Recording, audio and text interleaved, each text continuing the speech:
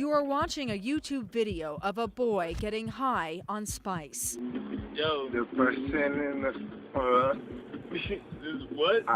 Within seconds, he loses his ability to speak.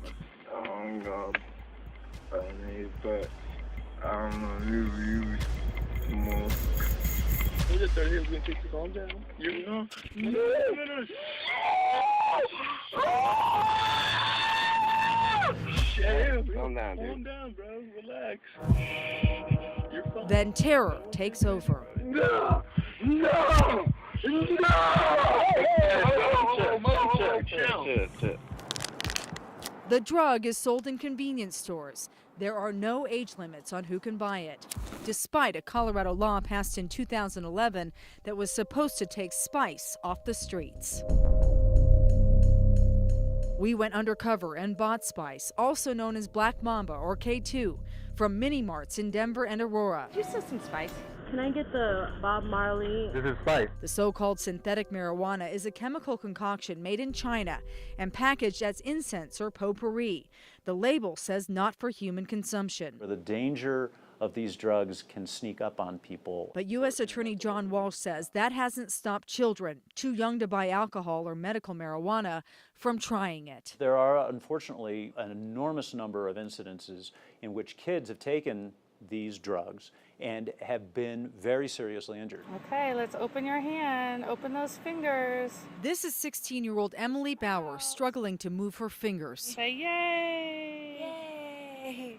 The once healthy Texas teen had a stroke that left her paralyzed and blind a few hours after smoking spice. And she's not alone.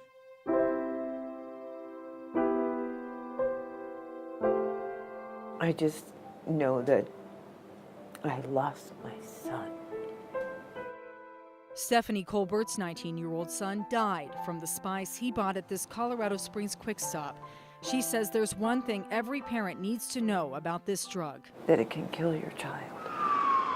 Just last month, Colorado hospitals were flooded by a surge of spice patients. 60 people in just one day, suffering from seizures, slipping into comas, and ending up on life support. He took like a really big hit of it, and then all of a sudden he just felt like this very sharp pain in his heart, and he fell to the ground. This Aurora woman, who's afraid to be identified, is related to one of the victims. It's very scary. It's hard to deal with.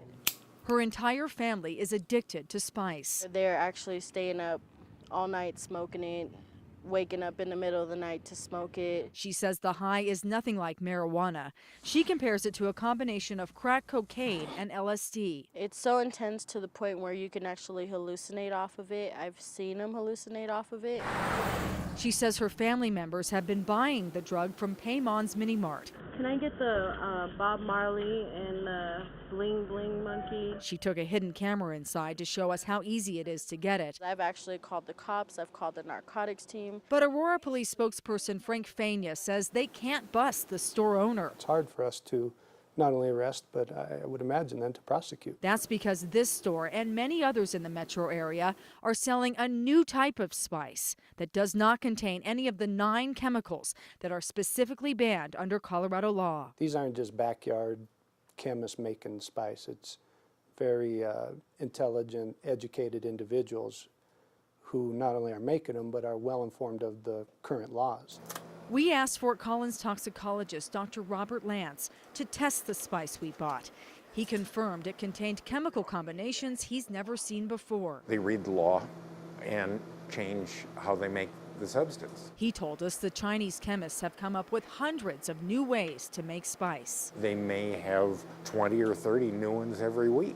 Senator Irene Aguilar helped pass Colorado's spice law. We know that the chemists are out there working hard. She says the law not only bans the 9 common chemicals that have been used to make spice in the past, she says it's also supposed to prohibit the sale of drugs that have a similar effect. What you're basically saying is that law says if it acts like spice, gets you high like spice, that it is illegal under this law. Right, the law was set up to cover that. But police across Colorado tell Fox 31 Denver that part of the law is too vague to enforce. And that's why spice is slipping through the cracks. And why Colorado convenience stores can sell it. I wanted to ask you about the spice. So what about the spice? We tracked down the owner of Paymon's Mini Mart, You saw some spice. the same place where our hidden cameras captured this video of the clerk selling spice. Are you denying that you sold spice? We are not denying, we are not talking, we don't have nothing to talk about. But Ray Gamari told us there is no spice in his store. Meantime, children looking to spice up their lives will find plenty of other places to buy it. No questions asked.